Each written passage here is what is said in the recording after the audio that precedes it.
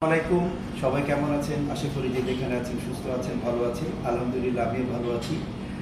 আসলে দেখেন, আমি এই প্রফেশনে আলহামদুলিল্লাহ ২৬ বছর কাজ করেছি। তো আমি মাঝে, মাঝে কিছু ইনস্টিটিউটে তারা যে ক্লাসগুলো করায়, হ্যাঁ? তো আমি একটু ডিসঅ্যাপয়েন্টেড হয়েছি। কেন ডিসঅ্যাপয়েন্টেড হয়েছি আমি বলি। আমরা ইন্টারন্যাশনাল মানের অনেক শেফের সাথে কাজ করেছি। বিশেষ করে আমি কাটিংয়ের কথা বলব। আমরা যখন কাটিং করি স্পেশালি ভেজিটেবলের জন্য আমরা যেটা শিখেছি, আপনাকে গ্রিন চপিং বোর্ড ইউজ করতে হবে, অথবা যদি উডেন বা কাঠের যদি কোনো চপিং বোর্ড থাকে আপনি সেটা ইউজ করতে পারবেন। হ্যাঁ, আমরা কিন্তু ইন্টারন্যাশনাল এইভাবে শিখে এসেছি। But unfortunately I was too much disappointed. কেন ডিসঅ্যাপয়েন্টেড? যে ভালো ভালো ইনস্টিটিউটগুলো তারা দেখতেছি বড় বড় ক্লাস করাচ্ছে এবং সমানে যেসব ছাত্রছাত্রী আসতেছে তাদেরকে সাদা ভোটে করে সেখানে কি করতেছে, ভেজিটেবল কাটাচ্ছে। কেন ভাই? আপনি এত বড় একটা ইনস্টিটিউট দিয়েছেন, এখন আপনারা যেসব ছাত্রছাত্রী বা যারা শেফ হতে আগ্রহী, যারা শিখতে আসতেছে, আপনার ফ্যাকাল্টি কেমন, আপনার ম্যানেজমেন্টটা কেমন, এটা তো আপনাকে আগে জানতে হবে। কারণ যারা শিখতে আসতেছে তারা কিন্তু একেবারে মাঠ লাইকে কাদা।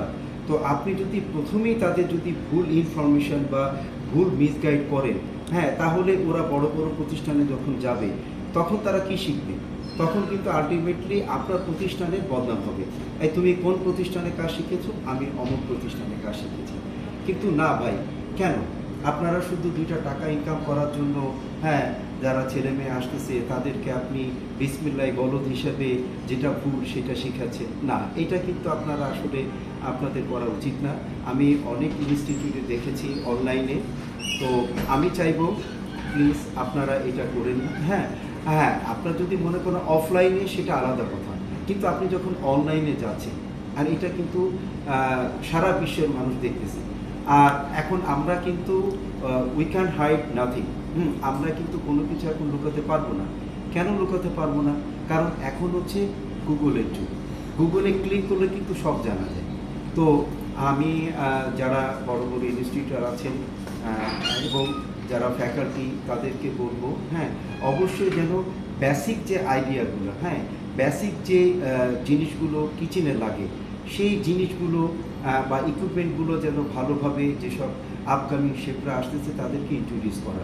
দিন শেষে কী হবে জানেন? আপনার প্রতিষ্ঠানের কিন্তু বদনাম হবে। আপনি যদি ভালোভাবে একটা ছাত্রকে প্রতিষ্ঠিত করতে পারেন, সেই ছাত্র কিন্তু আপনার অ্যাম্বাসেডর।